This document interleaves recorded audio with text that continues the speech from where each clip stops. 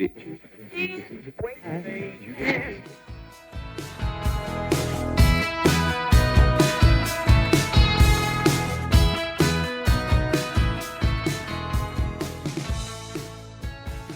welcome to the LUMR Roundtable, a podcast where we pick one album, focus on it for a month, and then come together to discuss it as a group. Today, I've got my co-host with me, Henry Zimmerman, all the way from Colorado, and our good friend, Brady Nickel, calling in from Wisconsin, I believe. That's correct. And yeah, we're just gonna, I think, start off just by catching up. We haven't talked in a while. I'd love to hear what y'all are listening to lately. Update me on your playlists and everything. Suppose I'll start. Well, what's currently dominating the front end of my mind, I suppose, is that a new King Gizzard album just came out yesterday. There were a number of releases yesterday, and I think instead of anything else, I listened to that just 3 or 4 times. Besides that, though, I've been trying to expand my my oldies and metal tenure. Been listening to a lot more Black Sabbath and Fleetwood Mac these days than before. Nice. Love Fleetwood Mac. It's a classic. Hank, you got anything as of late? Well, speaking of new albums that dropped, Dirty Projectors released something yesterday as well. It's called 5 EPs, but it's all just one thing on Spotify. So I don't know if it's 5 EPs, but it's a shit ton of music if you like Dirty Projectors. And speaking of oldies, one of my coworkers and I were talking, and he was telling me to check out some like later career Beach Boys, because evidently they like matured in a really interesting way and their sound kind of changed, you know, post British invasion stuff. So I would specifically recommend the album Holland, which is what I've been listening to. And then there's another record for them. I can't think of the name of it, but it's got like sort of a Don Quixote sort of motif on the cover. Ooh. Highly recommend those 2 records, whatever that other one is. Much more advanced Beach Boys sound than you would think. Okay. Interesting. That's interesting. Yeah, I just interviewed a band called Probably Oslo from Southeast London, and they're putting out a single this coming Friday on like the 27th, I think. That they were saying that it kind of sounded a little Beach Boys vibey, so I'm excited to hear the whole thing. And then Don Quixote reminds me of not necessarily the sound, but the album cover art of Quotidian, the album by Marlon's Dreaming that they put out earlier this year. That's like one of my new favorite albums. It's really, really good, and I can't stop listening to it. So those are mine, I guess. So the album this month was a selection that I put into the selection hat from 2014 called Hedonism Colosseum by Astro Cowboys. Came out in 2014. I first heard it in 2015. And let's see. So where do I start? Okay, so Astro Cowboy were a 3-piece literature rock band from Wilmington, North Carolina, made up of Travis Harrington, Cameron Van, and Mike Schmidt. Travis and Cameron formed it when they were 16, around 2012. It was their first ever band. They sadly no longer make music as Astro Cowboy as of 2017, when they posted on Facebook announcing, "We are a dead band. We are no longer playing any shows." But they also posted a super heartfelt long letter on their Tumblr page explaining everything, saying, "We've each become enveloped in our own separate obligations and interests, and that's completely natural. At this point, we've all decided that it's best to stop trying to do Astro Cowboy together. This doesn't mean that we're friends any longer. We're not friends anymore, but it just means we won't play together again." And they concluded that their friendship and personal enjoyment is far more important than any contrived accomplishment made through forcing a feeling or stressing themselves out.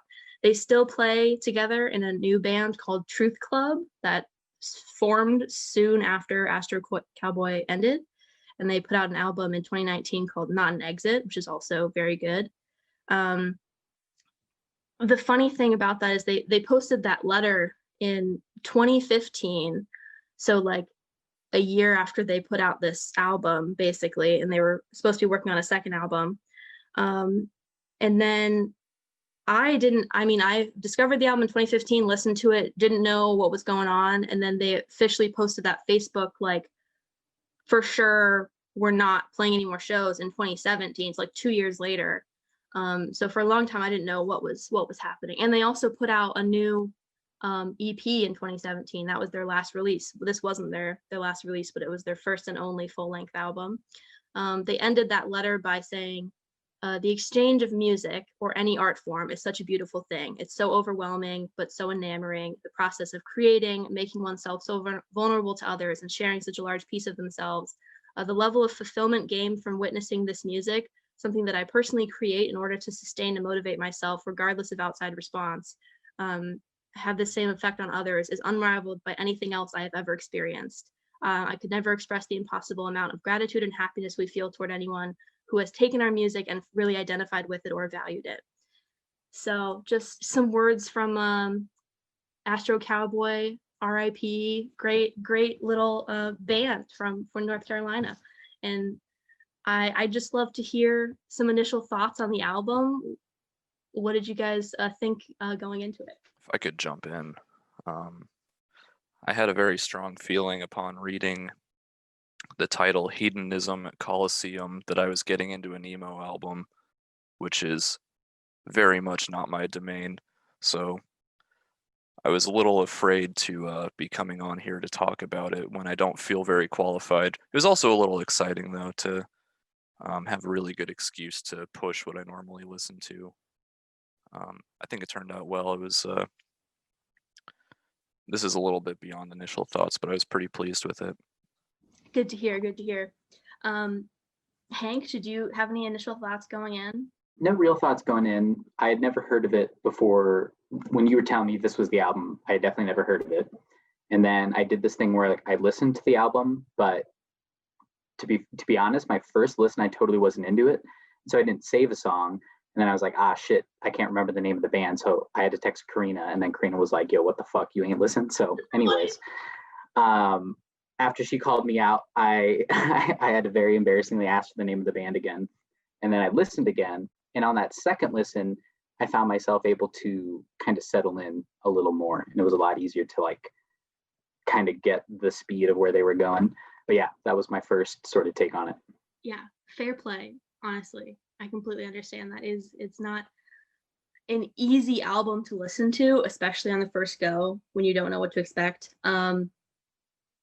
I first encountered it through Vine, that ancient piece of social media that I followed this girl that I just thought was really cool and funny, and she had them, like, she was friends with them and had them on her page, and they, like, played a song. I don't remember which one, but I just thought they were great, and I found their album through Bandcamp after that. And I was a freshman in college, just started my DJ show at a radio station, and I was looking for, some bands that no one else was going to be playing, and that was like my secret weapon. Was on my show I would play like some Astro Cowboy, and no one would know what it was. And yeah, but I initially just attached to Inhale and then Goodbye AEG. Those were my two, like, jams, and the rest of the album I kind of skimmed through, wasn't super attached to it at the time. But were there any songs that you guys particularly liked after listening through a couple times? I agree with Goodbye being a really strong one. I think that it was an excellent closer for the album. Mm-hmm. The first time I actually listened to it closely, because I had a similar situation with Hank, but I was able to review our past emails instead of having to ask you to find the title again. But yeah, it leaves off on a trailing sentence, and I thought that was really interesting, and kind of it felt like an invitation to re-listen to that and pay closer attention to what he's saying. Later learning that AEG is actually a person's initials was kind of fun. I think besides that, a mid-album strong point was Big Blue. Yeah, it's a good one. Hank, did you have any? I also liked Big Blue, and it looks like, based on Spotify's data, were I to run a quick analysis, it seems that Big Blue is like their banger. But my personal fave was Car City, because I'm pretty sure it's just a song about like riding a bike and not having a car in a city where it's kind of like you need a car, and totally get that, super relatable. On the flip side, I did think one song stood out as kind of a dud. I have a feeling I know where you're going. Was it Math Class? It was. I literally knew you guys were going to drag that one through the dirt. This is hilarious. I would agree that it does stand out as a little bit more superficial than some of the other ones. But I think, we'll get probably into more into this later, but I think going back and listening to this album made me love it even more because of how superficial it is. I think it's not supposed to be, sophisticated. Like, these were 16, 17-year-old kids in the prime of like high school when they wrote this and performed it around their hometown, slowly expanding out to doing more shows around the South and like creating this little cult following. And that was their primary focus, was like playing live shows, rock, garage music, abrasive to the ears, but fun for a live show. And I think this album really perfectly encapsulates like that high school experience. And they have a great synopsis on their Bandcamp that kind of sums up what I'm talking about, which I can read later if we want to hear it. But I think for me, Inhale is my favorite. That one had quite the impact on me. Like, the first time I listened to it, it just really stuck with me, and I can listen to it on repeat kind of forever. It's really good.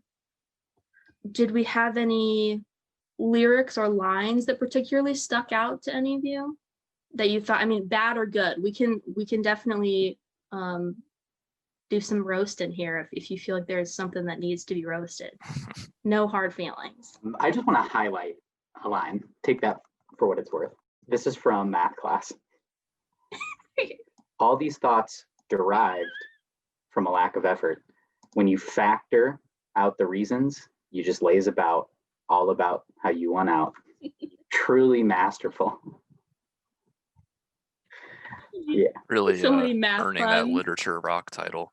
Yeah. And you mentioning how young they were, and probably like very of high school, and they're being surrounded by all the media that says high school is the best time of your life. Then they go and write, is this all too great a task? I'll fail my class. I'll fail my class. This frantic mess, I swear won't last. This soon will pass. It kills me. Not unless I actually do fail. That will knock me off societal coattails. What I love about that song and every song on this album is it is very much a feeling of like when you had to write like a poem for English class and really like practice all the different like rhyme schemes, and there's so many like similes and metaphors throughout the whole thing. As I said, not sophisticated by any means, a lot of the songs, but yeah, I thoroughly enjoy that part of it, and I think it's really funny. It does feel like a song that was created without fear of judgment. I'll say that. Like, I know I'm here like kind of harping on it, but truly they put this on, and if they're happy with it, and you kind of describe like the letter they wrote and stuff like that, like the pure bliss they feel and like how you can just get swept away. Even if it is kind of goofy like this, I say like go for it. If that's the kind of stuff that came out of it, hey, rock and roll. Yeah, that's a good take. Mm-hmm. I'll also just say for anyone listening, if you're interested in another kind of goofy math related song, listen to You Can't Handle This by 5 Iron Frenzy. Just put that one in your playlist. Thank me later. If literal math rock is your is your thing, I will say in their defense, the EP that they released in 2017, like 2 years after this album, is a lot better. Just lyrically, and like obviously you improve over time. So, but only in 2 years, I think it's a really good EP. Outside of this, like separate from this, it's good on its own. Some lyrics that stick out to me are from Inhale, just the first stanza I think is really good. Big Blue, there's some good lines in that one. Like, I fell into way too big blues, mental guardrails failed. I like that imagery. As I said, a lot of similes, metaphors, imagery in here, like they're writing a poem for class in high school. Okay, this is kind of a fun question. How would you describe the music to someone who'd never heard it before? Any answers for that? It's tough to describe because there aren't so many distinguishing characteristics that are like, oh yeah, it's like indie, but they have a saxophone player, or like it's all just kind of like straightforward contemporary indie rock. So I say generally, if you like the kind of indie rock that was on the radio in the 2000s, you would like this record. Like if you liked your Phoenixes, your who did Pumped Up Kicks, Fuck Me, Torches, what a great album. Why can't Foster the People. Foster the People. Yeah, if you're into that kind of like lane of indie music, the Strokes, that kind of direction, this is safe territory. Come on over, the water's fine. Brady, you got anything? I'm with Hank on the train of thought that this is sort of difficult to describe in a way that's really meaningful. I said, like, I suppose it's some cleanly put together emo indie rock fare that is absolutely about high school and the feelings that come with it, but only one song really wears that on its sleeve if that's not your jam. Yeah, I think the charm for me comes from the fact that it is just like this encapsulation of these kids' youth, and the fact that they can, like, they made this album and they can look back in, like, I don't know, 10, 15 years and laugh at themselves and jam out again to the same songs, and like if they're still friends with like the people they were friends with in high school. Like, I think about how great this album is going to be then for them, because it's hard to remember sometimes like what it felt like to be 16, what it felt like to be in that mindset of high school where nothing else mattered because you can't see like past what's right in front of you. When I encountered this album, like I said, I was 18, freshman year in high school. I encountered it right as I was coming like out of that stage in life, and was sort of right on the outside of that box of high school, able to finally like look in and see it for what it was. Yeah, I think that maybe that's why I enjoyed it so much, because I thought it was almost like a meme of high school, or just like a representation of it in a sort of unabashed way, where like Hank was saying, like they're just not afraid of what people think of them. And I think there's something really special in that. Yeah, absolutely. I think you described it really well, calling it a sort of time capsule, especially thinking back to the idea of calling the lyrics an attempt to write poetry for English class. I think it very much is a product of where the people who made it were in life. Just very unashamed to be that and just put it out there. Yeah. Some other artists that I would recommend to people based on this album, based off of not necessarily like direct sound, but feeling, passion, like Michael Sarah Palin, Tallulah Gosh, and Boy Scott, are not for the aggressiveness of their playing, but more like the nostalgia woven into their music is kind of unrivaled. And then Stars Hollow from Ames, Iowa. I just feel like if people like this album, they might dig some Stars Hollow. I don't know if you guys remember them. I know Hank remembers them. No doubt. They're like r/emo legends. And then I feel like I know the answer to this, but would either of you recommend this album to a friend? I'm feeling a little judged right now. I actually already did recommend the album to a friend. I did. Oh, you did? I thought for sure you guys were going to say no. Yeah, no, absolutely. Like, I mean, we've ragged on it a little bit, and it's a bit straightforward, but it's a very competent album, and I had a fun time listening to it. I think like we mentioned, the song Math Class is a bit of a wall to get around for the uninitiated. But besides that, I thought overall it was pretty strong. I really enjoyed it. Good. No, that makes me happy to hear. What about you, Hank? Would you recommend? Yeah. Well, first I'll go to like similar bands or stuff like that. Just to mention that I was poking around on their Bandcamp, and I always like to see which other artists would recommend. And so they recommended a band called Museum Mouth. So if you go to their Bandcamp and just click Rex, it'll like take you there. And it looks like they're still putting out music. I listened to a little bit of that this morning. It was actually pretty good. So if they are all buddies, Connecticut buddies or whatever it is, hey, rock on. Would I recommend this? Let me explain it like this. You know, sometimes on Discover Weekly, or sometimes when your playlist ends and it turns into that weird radio territory, which just gives you similar stuff, you might hear a song that catches your ear and you save it, but it's never really like you're going to listen to a shit ton of that band. Like, you think of that song, and that song comes up and you know it and you like it, but it's not like you're really going in to explore their discography.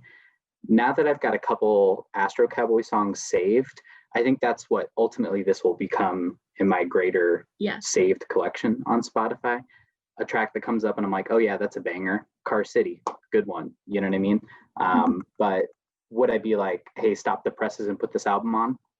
I don't think I would. Still good though. Still good. I'm glad you guys. That was way more positive than I was expecting it, to be honest. I would say, yeah. Now having shared it with you guys and getting your honest feedback, I think I would share it again, just because I think I knew. I've been keeping it to myself for like 5 years now. I haven't really recommended it to anybody or told anybody about it. Like when we're swapping album recommendations, it wasn't one that I like really threw out there because I knew it was kind of very niche and more on the juvenile side of things. But I think I would recommend it to people again, just because revisiting it reminded me of that time of my life, like when I first listened to it and why I liked it so much. And it kind of made me like, it was like nostalgia within nostalgia for me, you know, because at the time I was nostalgic for high school, and now I'm nostalgic for me being nostalgic for high school. And it's just kind of, it's always gonna carry that for me. So yeah. Do we have any final thoughts? Well, I was going to ask, Karina, you mentioned that this was a band that when you were doing your DJ show, DJ Ginger Snaps, by the way, shout out, that this was one of those bands you're like, oh, this is like cool. I'm doing like cool KURE, right? No one's ever heard of this. Are there any other artists that come to mind for either V2 or Brady? Did you ever pick up any at KURE that you felt were like especially kind of cool and deep cut? Oh boy, that is a question. And I can maybe start things off if you think. But Brothers in Yarn, it was just one of these bands that sent many, many CDs out in the mail. It just happened to be on the top of the pile. You just happen to put it in. You just happen to be paying attention when you listen to the song, and it actually slaps. I think I remember that. Was that an MRC album? Yes, and it was like kind of this like head with like a bunch of red yarn wrapped around it. I remember that was one of the ones that everyone thought was like, they were just winging it. Go ahead and listen to it, see if it sucks, and you can roast it if it does. And then it ended up being actually kind of good. Totally. But what about you guys? Brady, you got anything? Yeah, I'm actually dredging up 88.5 KURE's SoundCloud page because I'm realizing I've forgotten some names by this point. Yeah. I mean, it's not really a deep cut anymore, but there's the obvious Remo Drive. That was fun getting them in just before they exploded on their first album. But some of the names I liked that I had in there that I'm not really sure how to find anymore. They might not have a very strong online presence. There was a Idiocrats. That was a few guys from Ames who were just fresh out of Iowa State themselves. Just fun, also fairly straightforward indie rock, but I had a very good time recording them. Thinking farther, I actually had Gloom Balloon on there once. And it gave me a poor impression of what to expect from a Gloom Balloon show, because he sat down on a stool and played guitar for me. I was not prepared to see him play live later on. Yeah, that's day and night difference. Shout out to The Fuss, some Ames and Des Moines folks, some more little more psychedelic poppy leaning indie rock. They're pretty fun. I think they have put out a few singles since I last heard from them, one of which I thought was particularly strong. One actually made it into some Spotify algorithm generated playlist, and they had a bit of a bump there. I don't know if they've got a new album out yet, though. Yeah, as far as some harder to find stuff, that's a couple of highlights, I think. I always think of the night that the record mill closed down, and like we went to that basement show, and I think Rat Boys played. Was it, who else was there? Was Rainbow Drive there? Stars Hollow? I don't know. There was just like some like good Midwest bands there. I definitely remember Rat Boys. That's one that I would shout out. They're really good still. That's all I can think of off the top of my head. Not a local band, but just, I mean, I discovered my favorite band of all time at KURE just by chance, listening to like the automated playlists. All Days came on, and I was like, oh my god, what is this? So good. And now they're huge too. Like toured with the National. Oh, I actually saw him on that tour. Did you really? Nice. Oh yeah, I think you told me, yeah. Always was fucking perfect. Oh my god, Always is so good. They are the only band that I've heard live that plays exactly the same way as you hear them on recording. Mhm. Yeah, we went and saw them together. Yeah, That was a good show. me and Brady went to Minneapolis to see them. I was on the Antisocialites tour. It was like the best night of my life. I love them so much. Molly Rankin is my hero. She Made standing out in the cold worth it. Yeah, it did. It was so cool. Her guitar lead stopped working, like, I don't know, halfway through one of the songs, and they just took like 5 minutes, and she was so like fine about it. Like you could tell she was like internally kind of freaking out, but she handled it super well and just kind of talked to the crowd, light banter, and like they got through it, and went on perfectly. And that was the only thing. That was the only hiccup. Everything else was just like exactly like you hear it on recording, which is rare. That reminds me of one time when I saw Cage the Elephant live. They started having some pretty significant feedback issues, so they had to put the show on hold for a couple minutes while stuff got sorted out. Singer's mic was still operational, and so he just comes up to me and is like, so it looks like we're having some technical issues, just need a couple minutes. When you have situations like this, that's when you and then he just started dancing on the stage. And that was it. Like, he just occupied the time that way. That's awesome. I remember Hank, you were there for this 8035 car seat headrest. The like feedback speakers weren't working, so they couldn't hear themselves playing. Oh, that's right. Actually, yeah, they had no monitor. Yeah, that's it. Yeah, they had no monitor, and they had to play without it because they couldn't get it fixed. They like tried getting it fixed for like 5 minutes, and they were like, "Screw it, we're just gonna play without it." And they played like so well, not being able to hear themselves. It was great. Totally. That's really impressive. Yeah. Yeah, I forgot all about that. I just remember that I think their drummer was talking about Korn when they were doing the setup, and like real Korn, not Korn with a K. Yeah. Where'd you say this was? 8035. Okay, yeah, those Iowa folks, got to kill some time. Let's talk about corn. Iowa's biggest export is actually soybeans. So yes, little do people know. Yeah, but non-ag folks, they'll never know. It's all just corn to them. Well, that's all the questions. I just want to say thank you for taking the time to listen to it.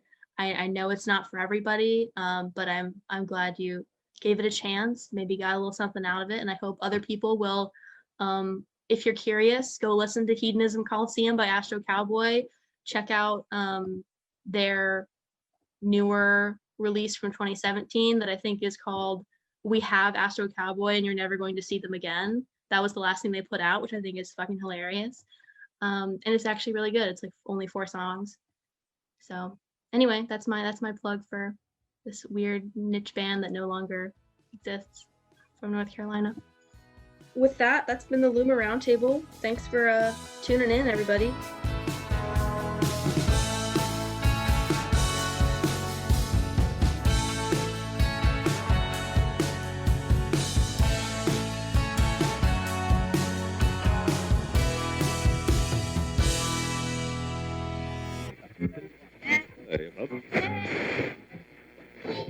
And dinner February